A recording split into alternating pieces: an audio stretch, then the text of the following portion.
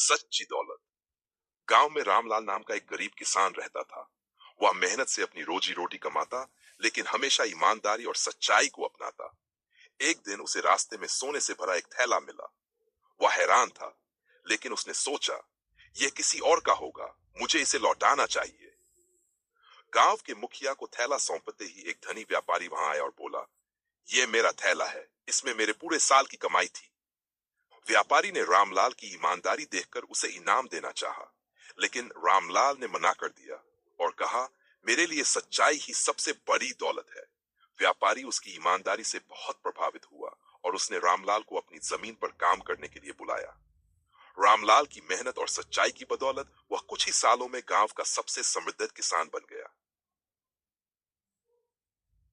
ईमानदारी और सच्चाई सबसे बड़ी दौलत होती है, जो इंसान को सच्चे सम्मान और सफलता तक ले जाती है।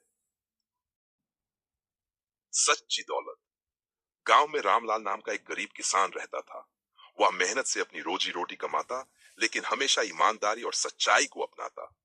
एक दिन उसे रास्ते में सोने से भरा एक थैला मिला।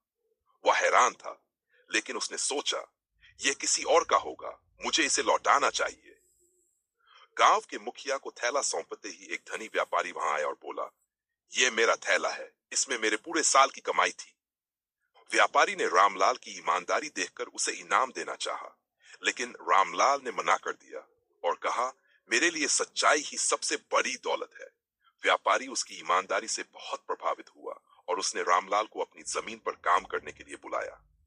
रामलाल की मेहनत और सच्चाई की बदौलत वह कुछ ही सालों में गांव का सबसे समृद्ध किसान बन गया। ईमानदारी और सच्चाई सबसे बड़ी दौलत होती है, जो इंसान को सच्चे सम्मान और सफलता तक ले जाती है।